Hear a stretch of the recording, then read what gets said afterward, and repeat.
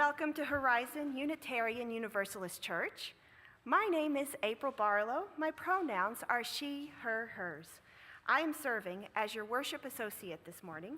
I am joined by our worship leaders, Reverend Chris Rothbauer, whose pronouns are they, them, their. As we prepare for our service this morning, please be sure to check your order of service for important announcements about congregational life. And now for some announcements. Good morning. My name is Menica. My pronouns are she, her, or they, them. And this is Sandy, and her pronouns are she, her, hers.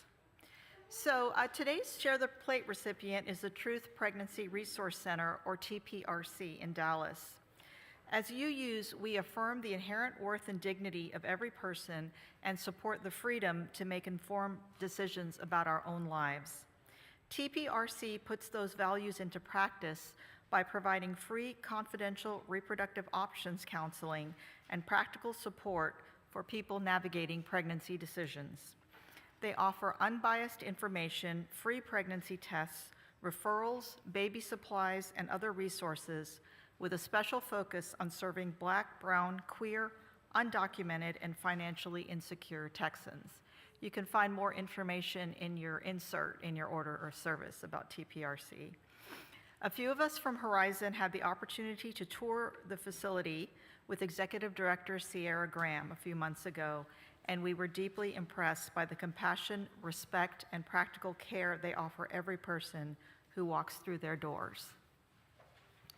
I also recently hosted the 3 classes here at Horizon over this past summer that TPRC hosted for family planning classes for the LGBTQ community. And I was fortunate enough to sit in on 2 classes. They offered wonderful handouts and important information and really good questions to ask of yourself and your partner, not just physical and financial, but emotional considerations as well. They were great sessions. Please give as generously as you can, are able to support this ministry of dignity, choice, compassionate care in our community. Thank you. Now let us join our voices in our responsive welcome. You'll find the words projected on the screen behind me. To all who are yearning for community, come in, be among us. To all who are just getting started, to all who long to go deeper, to all with tender places needing care, come in, be among us.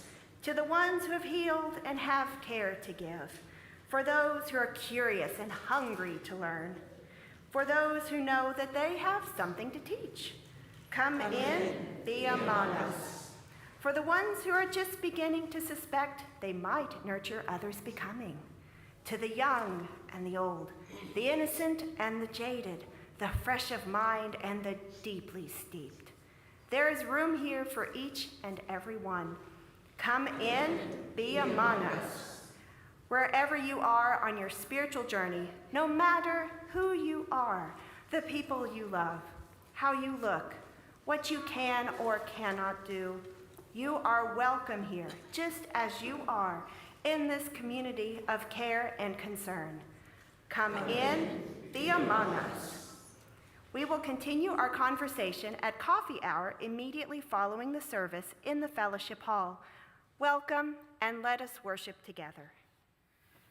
Our call to worship this morning is from Krista Flanagan. What if everything always went according to plan? At first, we might accomplish more of what we think we need to accomplish, and it may seem less stressful at first being able to anticipate what happens next. But after a certain amount of time, and that amount would vary person to person, the once comfortable predictability would become less comfortable and, well, boring. If we always knew what happens next, we lose the joy of surprise, serendipitous experiences, and the excitement that comes from anticipating the unknown. Friends, let us gather with open, curious hearts, ready to explore the unpredictable, learn from its wisdom, and embrace its beauty.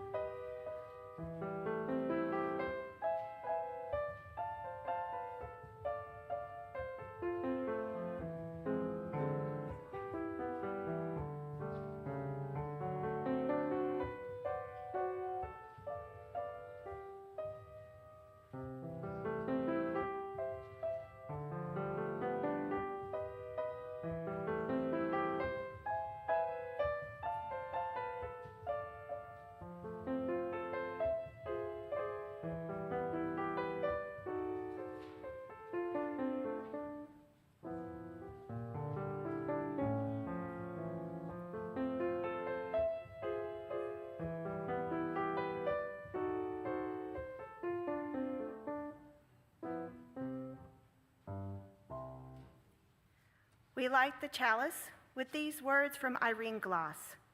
We kindle light, and with it, possibility. That we are more than the sum of our parts. That the world is more than a problem to solve. That illumination is more than a simple flame. We light the chalice and open to possibility. Please join me in our affirmation, which is printed on the back of your order of service and projected on the screen. Love is the doctrine of our church. The quest for truth is its sacrament, and service is its prayer. To dwell together in peace, to seek knowledge in freedom, to serve humanity in harmony with the earth, thus do we covenant together. I invite you to rise in body or spirit and join us in singing our opening hymn, hymn number 1003, in the teal hymnal, Where Do We Come From?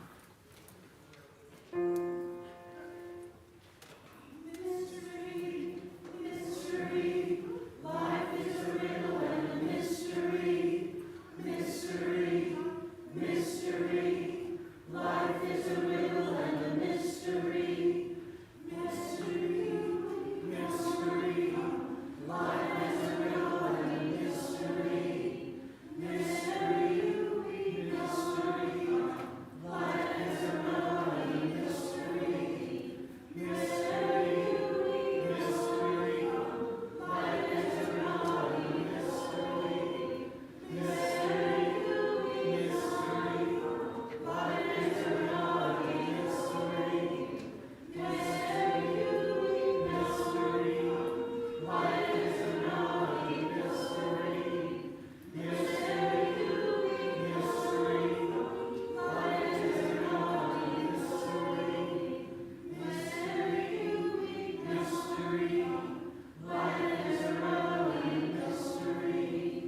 Mystery, mystery, life is a riddle and a mystery.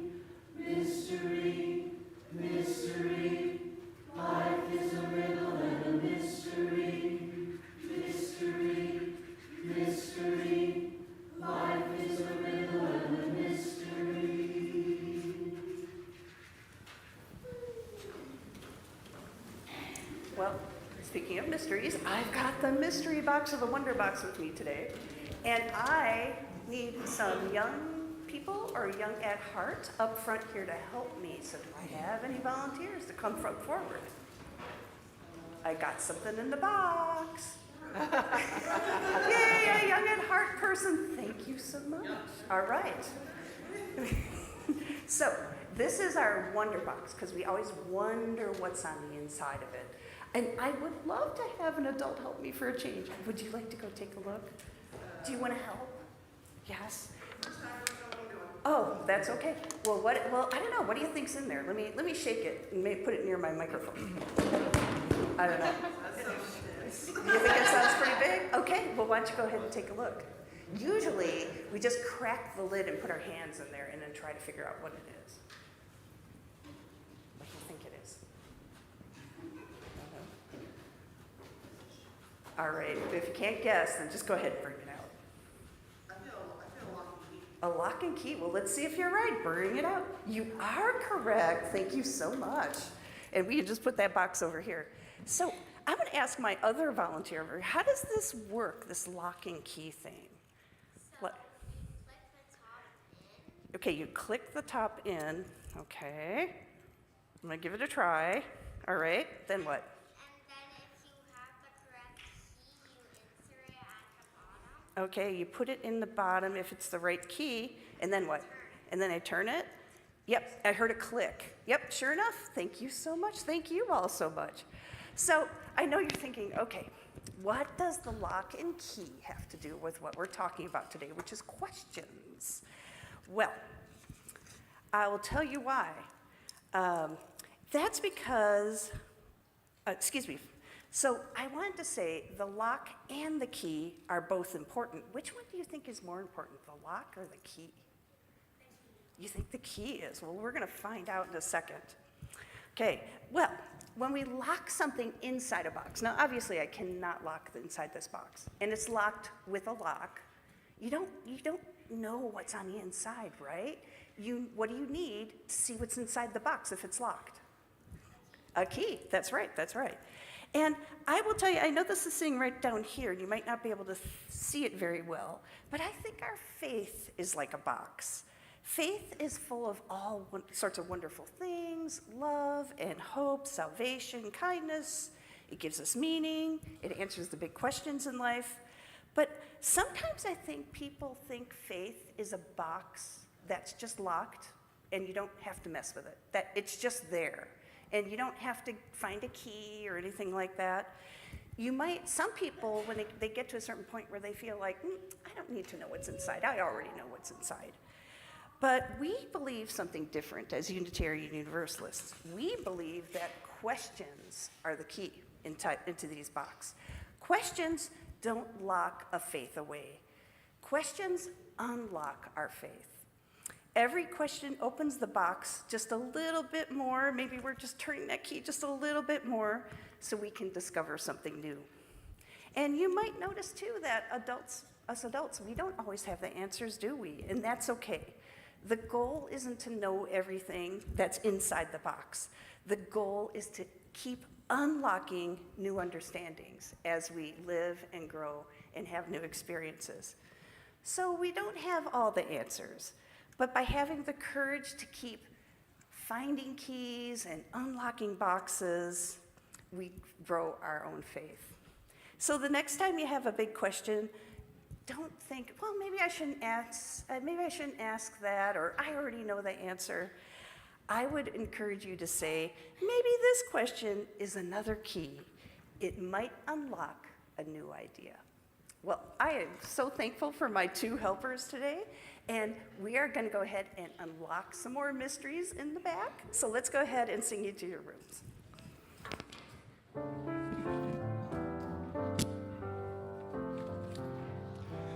May your mind be open to new learning. May your lips bring truth into the world. May your heart know love and your hands do the work of justice as you go your way in peace. As you go your way in peace. We give to remind ourselves how many gifts we have to offer. We give to remember that we are part of something bigger than ourselves. We give because we believe in music and sacred space. We give with the faith that together we have enough. As a reminder this week, all non-pledge donations will go to support our August Share the Plate partner, Truth Pregnancy Resource Center. You can also donate to Share the Plate throughout the month on the Realm Connect app or on the Horizon website. Thank you to our members and friends who give and pledge electronically. You can donate online via Realm Connect or on our website at horizonuu.org/donate. The offering will now be joyfully given and received. Thank you for your generosity.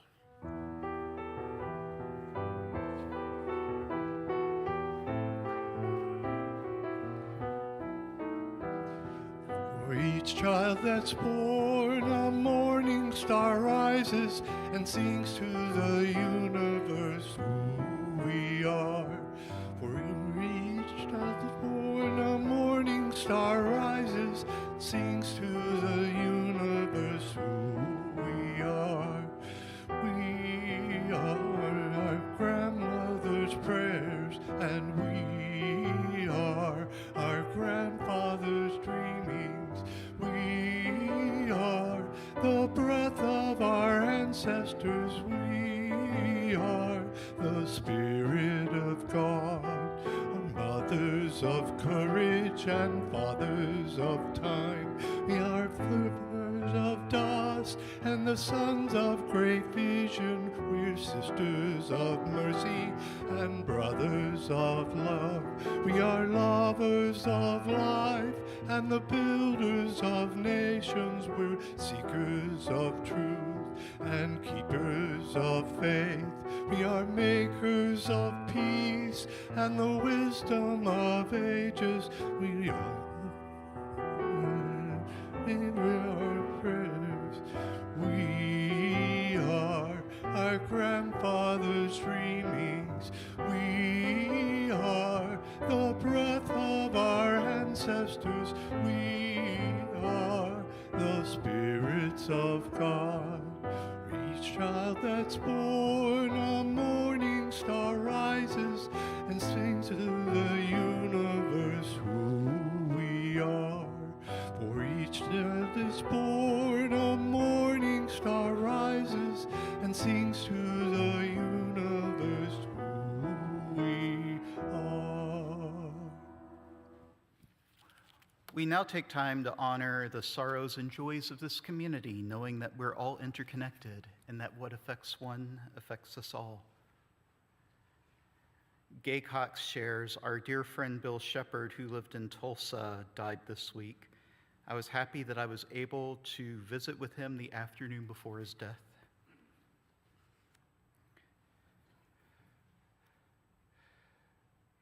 The Hill family shared, this morning the Hill family learned that Jason's father passed away. Please keep them in your hearts.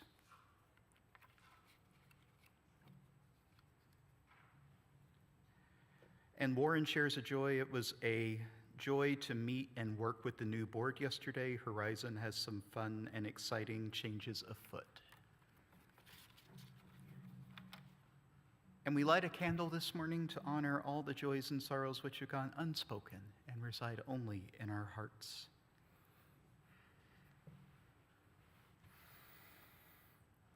Please join me in the spirit of prayer or meditation in whatever way feels right with words from Andrew C. Backus. Spirit of life, mysterious power in all creation, we gather before you now as countless others have stood, asking you make yourself known to us. Let us find you in the glories and wonders of the world and in moments of great joy and ecstasy. But most of all, let us find you in the commonplace, in that which we touch every day. Let us find you in the familiar, in those whom we touch every day. Let us find you in ourselves at the center of our being. Teach us in the careless, casual moments when we do not ask to be taught, and let us know that we are indeed part of the mystery.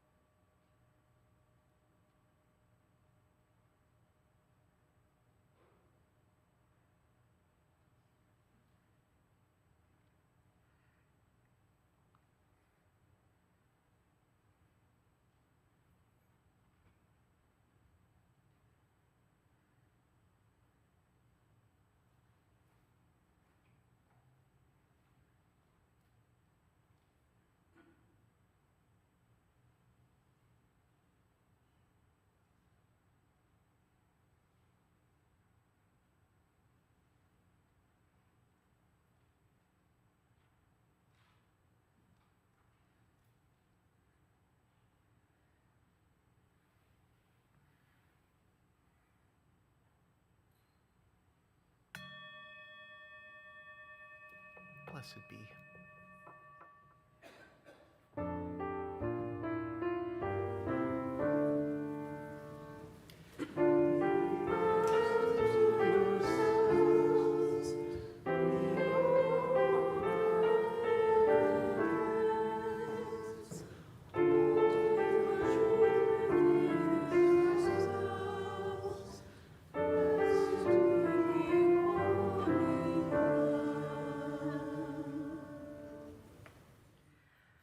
A reading from Kate Landis. The ancients told stories and wrote parables to explain what they had found when exploring the mystery. That is all religion is. People wondering about where we came from, why are we here, and where we go after we die. The Bible, the eightfold path of Buddhism, the 7 principles of my own Unitarian Universalist tradition, are all just ideas people had about what made life meaningful. What you think about holiness is just as valid and just as true. So what do you think about holiness? What do you think about God? There's nothing to be afraid of. Your spiritual quest begins now.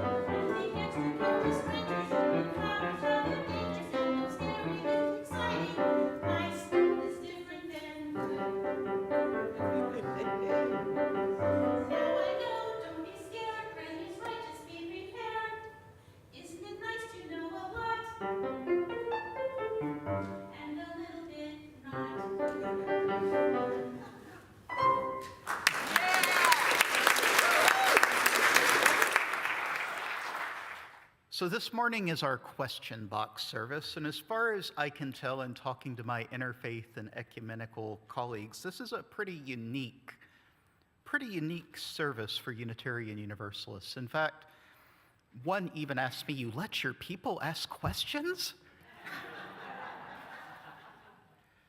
But why a question box service? Well, all year, Tanner and I, along with a rotating cast of guest worship leaders, provide what we hope are spirit-filled, transformative, and intellectually stimulating worship services. The catch is, unless you're willing to volunteer to put on a service yourself, Eileen's in the back if you'd like to. She helps me coordinate. Unless you're willing to put on a service itself, you might not have much input into the topics of those services. Question Box provides an opportunity for members of the Horizon community to submit questions for me to answer in lieu of my normal sermon. This way, you have an opportunity to ask the questions you've been thinking of, and I get to hear what's on your minds and maybe even what might make for a future worship service. So I invited over the last few weeks the Horizon community to submit your questions for this service. It was in the newsletter. And boy, did you come through. So many good questions, to the point that I'm going to disappoint someone about not including a question today. And please be sure to know that it is not because it was a bad question. I know I won't be able to get to them all. So without further ado, let's see what's on your minds this year. And for the record, I normally do not read the names of who submitted it unless they ask me to. So there won't be any names attached to these. No one asked me to. Our first question is, how do you find God, and do you see evidence of God in your daily life? I know, they started with a softball question.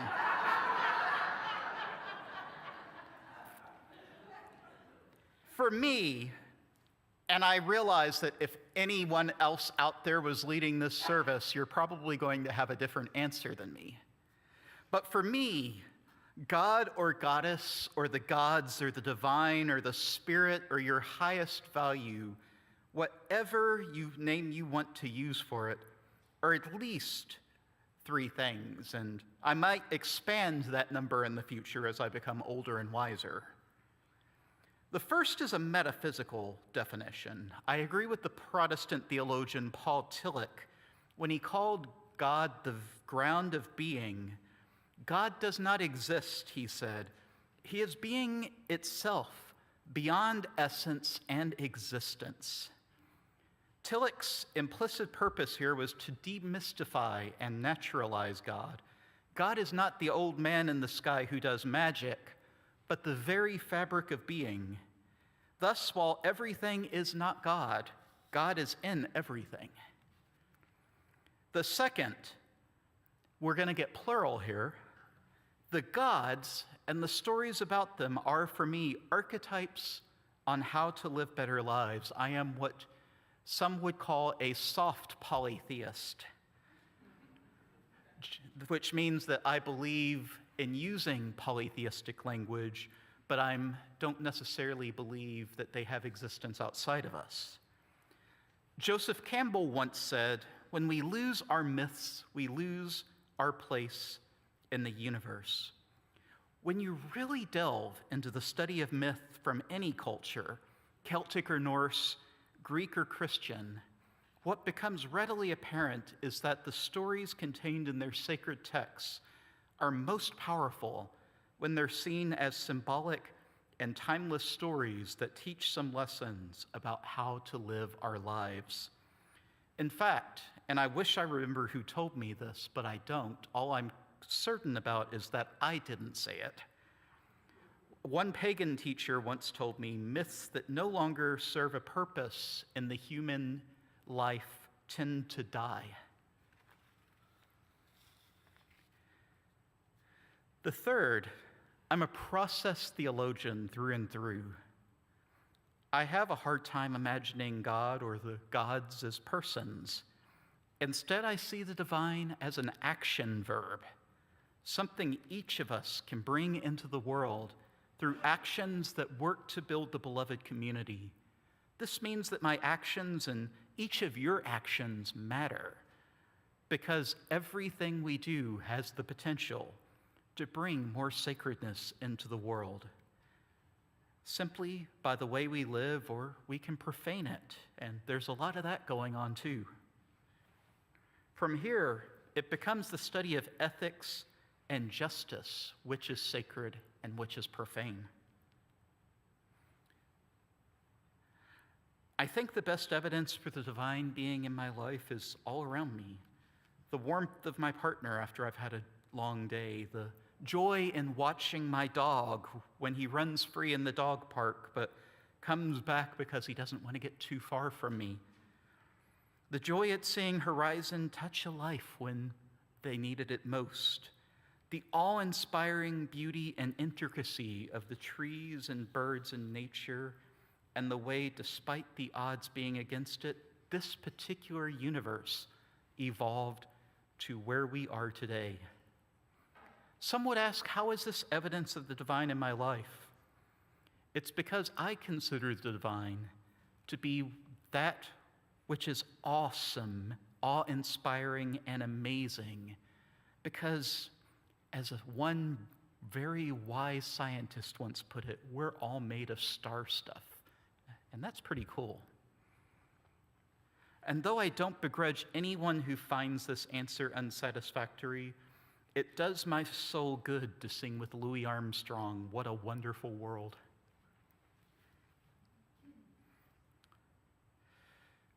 Our next question: what in our faith can help us remain optimistic or hopeful about the future in our country and the world? The asker says, I personally lean on the five smooth stones, but would like to hear your take on this. This is a little heavier of a question given everything that you might have noticed going on around us today. And I suspect any answer I give will have people say this doesn't help them. We are Unitarian Universalists, after all.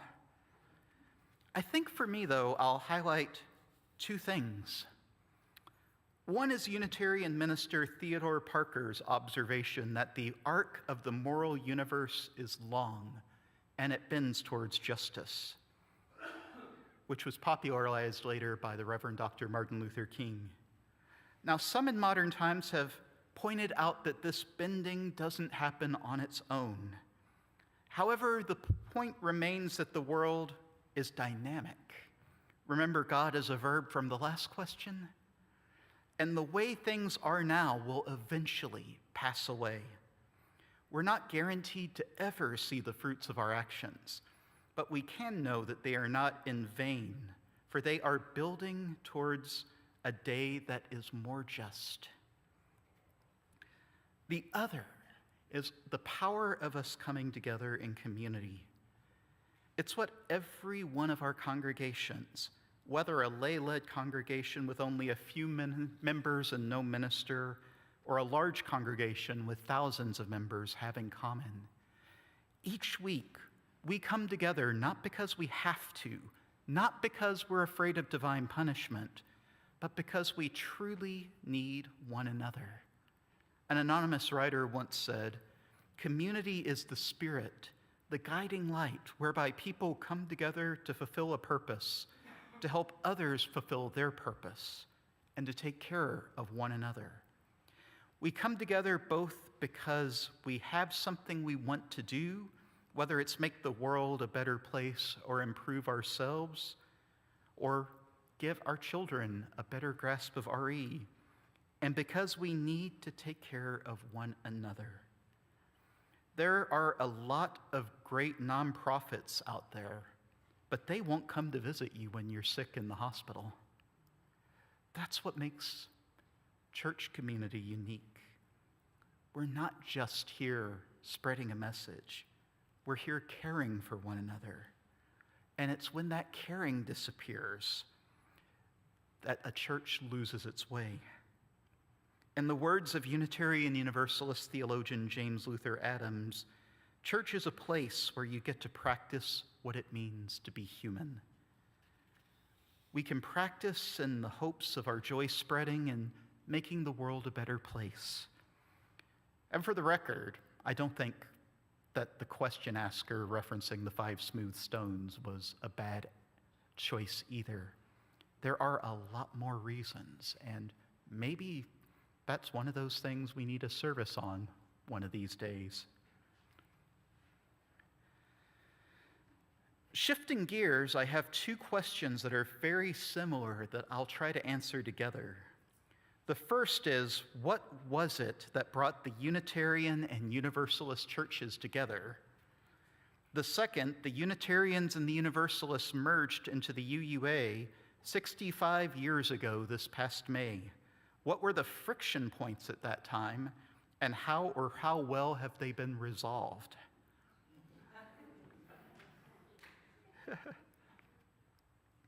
I can tell you what didn't bring us together: a shared theology or governance. In fact, that was one of the friction points. The Unitarians, who at the time were much more humanist than their Universalist counterparts, were scared of God language being brought in by the Universalists. To understand this, you need to understand at the time that the average Unitarian worship service probably would have had more in common with a university lecture than a mainline Protestant worship service. And I've seen some of the RE curriculum at the time, which was just teaching evolution to the kids because apparently some schools still weren't doing that. And the Universalists were afraid of being swallowed up by the much larger number of Unitarian churches that the new denomination would simply become the Unitarians by default. This has been realized somewhat in that many non-UUs often refer to us simply as those Unitarians, and the Canadian UUs have all but dropped the Universalist moniker from their name altogether. But what really brought us both together, if we're honest, is necessity. Both denominations had shrunk quite a bit following World War II. Many believe this was because of growing pessimism around the message of the optimistic humanists following the twin horrors of the Holocaust and the atomic bomb. The message before that had been onward and upward forever, but the atomic bomb and the Holocaust proved that wasn't necessarily a given. But it was necessity that some visionary leaders believed could work to strengthen both denominations, given our shared values of justice, equity, dignity, and inclusion, among others. I've heard it said that in the end, what we inherited from the Unitarians was the intellectual rigor and strong central governance. From the Universalists, a sense and language to describe that which each of us finds sacred in the world. What else has eased those points? Well, a growing number of historians among us, and I tend to agree with them, think that it might have been smoothed over when we started letting in those pesky pagans and Buddhists in the 80s, of which I am one. Before that, we had primarily the divisions had been between humanist and Christian. But bringing in other viewpoints tends to shake things up, doesn't it? Reminds you that it's not just this black and white binary. But I think it continues to be a tension to this day. It's been said that if you've been to one UU church, you've been to one UU church. And different congregations have different comfort levels around sacred language. You will find some with more than us and some with less than us. In my opinion, Horizon has struck a nice balance, finding ways to appreciate the sacred and holy around us in ways that include people of many different spiritual and theological traditions.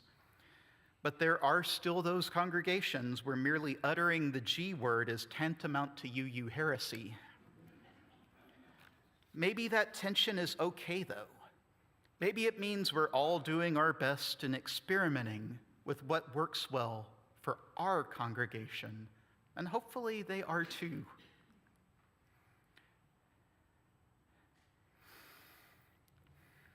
A little different question.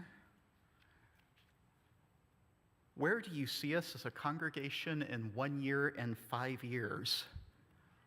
What is standing in the way of Horizon becoming the best version of itself? It's interesting that I'm doing this the day after the board retreat, isn't it?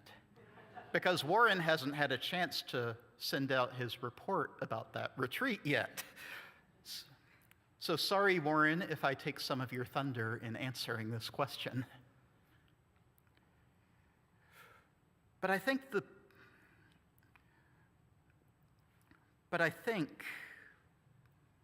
that there's a lot of good going on overall. When I was called 4 years ago, some of you reminded me that this congregation had 5 settled ministers, including me, in a decade. And that felt like a lot of change to some of you who knew the same minister for nearly 3 decades. But what persists, and what I hope the congregation has gotten from that experience, is that no matter who you call, who stands up here, I hope you'll love your minister, but this congregation is going to survive me and my successor, and hopefully their successor and their successor and their successor. Someone asked me if I was going to stay as long as Dennis Hamilton did, and I reminded them that would put me in my mid to late 80s. Probably not going to happen.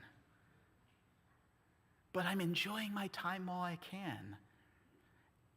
But ultimately, this congregation is in your hands. But I do have some hopes.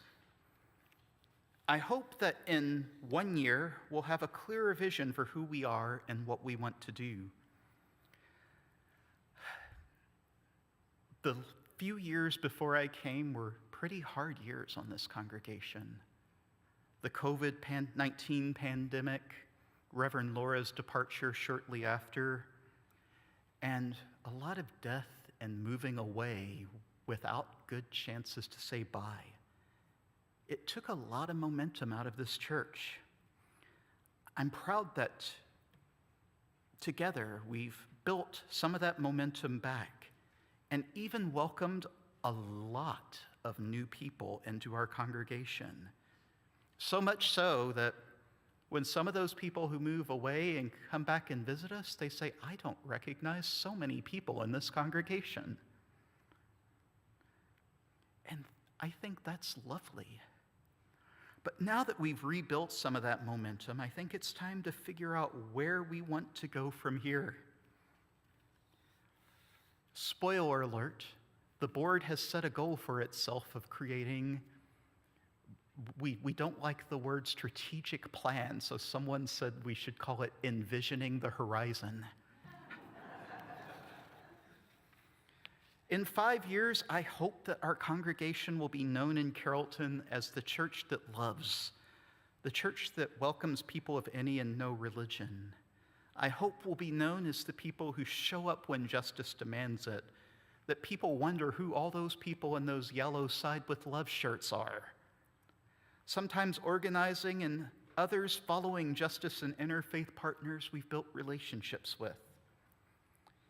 I hope we'll be known as a hub of spirituality where people can come to engage with practices such as meditation, labyrinth walking, chanting, and I forgot Kel was going to be gone when I included this one, singing in the choir. Please tell him when he gets back.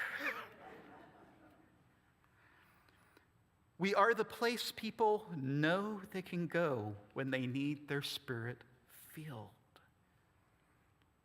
I hope we'll be known as a community hub, a place filling the gaps for the disappearing third places. Every weekend, there will be some sort of live music or all ages events going on, bringing people together.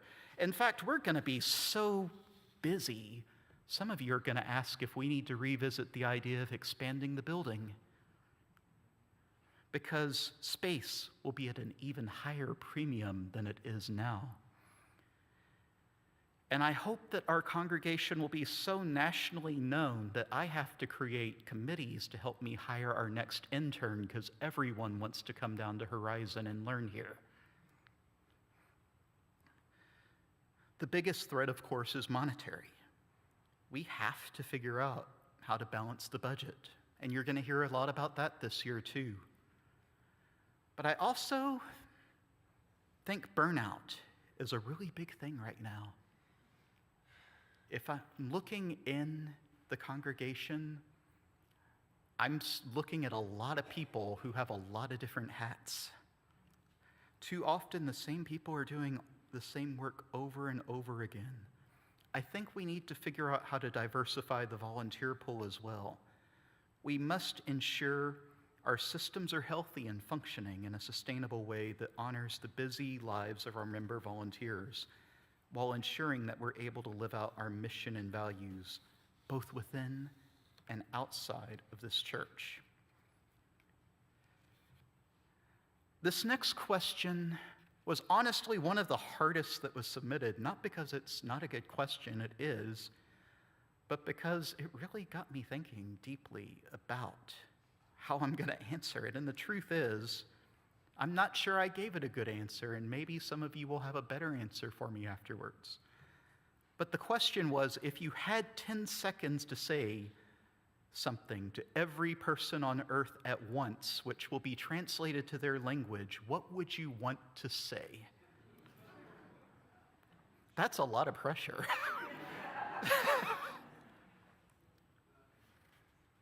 I'm going to give it a go. I'd say this: humans are better than we've been acting. Walk humbly and live with compassion. I don't know if anyone timed me to see if I got that in 10 seconds. We're better than we've been acting. For God's sakes, we put humans on the moon, and daily I see beauty despite the deep sorrow that pervades many people's lives. I'm convinced that if each one of us could acknowledge our shortcomings and walk humbly while working to understand the pain and trauma we each carry, live with compassion, we'd be able to solve so many of the world's problems.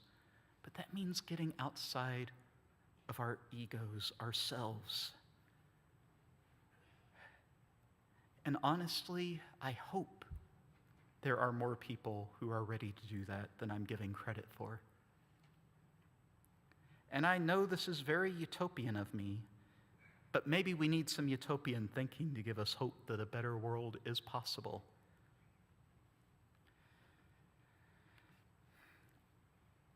Our next question asks, now that you've been in the thick of ministry for a bit, how do you maintain a faith or spiritual journey? I ask this because most of us are busy, and it would be interesting to hear how one of the busiest people in the room manages to do this. I am busy, but to give credit, I just named in a couple questions ago, a lot of you wear different hats, so I suspect a lot of you are busy as well. But I think the ancient monastics got it right when they created a strict routine for their lives that includes spiritual practice, work, service, and rest. Christian monastics called this a rule of life. I'm not suggesting that it's practical for most of us to follow a strict rule as monks and nuns, but I think it points for the need to rhythm, balance, and predictability. I've created sort of an informal rule for myself that includes physical fitness, time with my family, travel, learning, socializing, and spiritual practice, and yes, the work of the church, to balance all of these demands. And I have both a daily and a quarterly rule. I can't fly back to Louisville to see friends every day or even every week. Have you seen the price of gas? But I can do it quarterly. Can I get away to see some new place or learn something new? It's knowing what I want out of life and figuring out how to make it happen, and knowing when I'm in balance and when I'm out of balance. And if I'm out of balance, do I need to speak with a spiritual director or a therapist to figure out how to get back in balance? My rule isn't so rigid that things fall apart if something happens where I can't follow it 100%. But it does give me some expectations for what I want to do with this one wild and precious life. I'm very much thinking about doing a service or maybe a class on rules in the future, because I think it's something a lot of people could benefit from. And I am a person who struggles against the sort of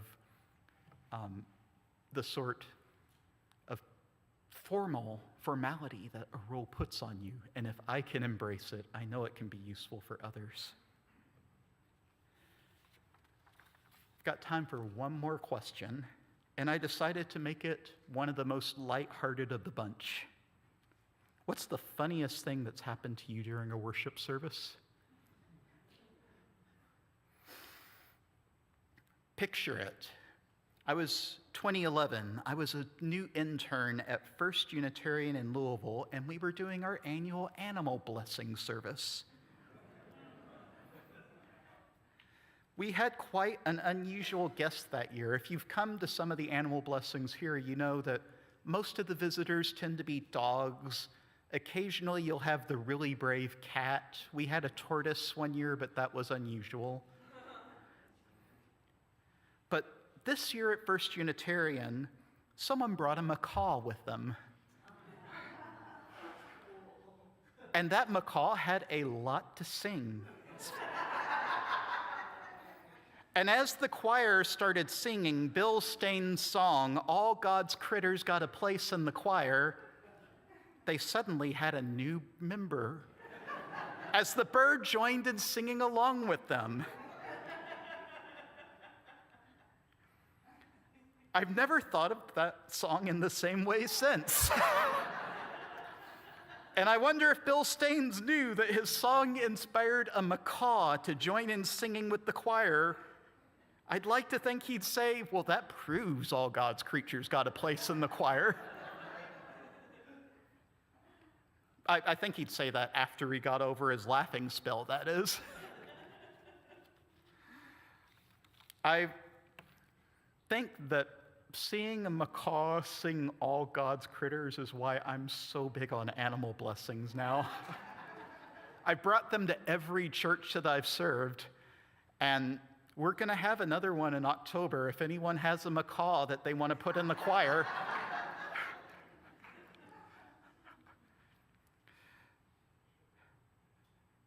So, I want to thank everyone again who submitted a question this year.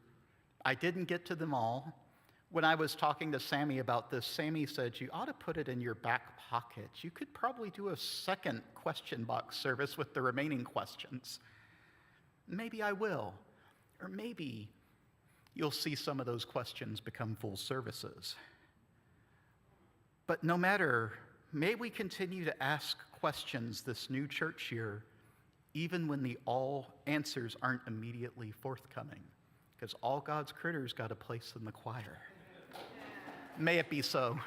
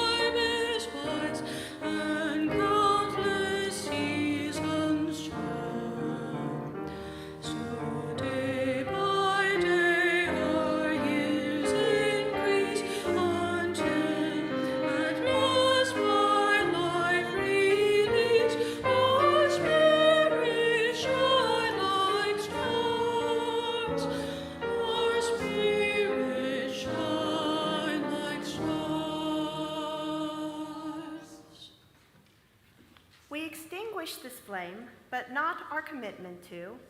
Welcome radically, love boldly, grow spiritually, and serve courageously. This we do because we envision a beloved community filled with compassion, helping all to thrive in a just world. I would like to invite you to rise in body or spirit and join us in singing our closing hymn from our virtual hymnal, Benediction.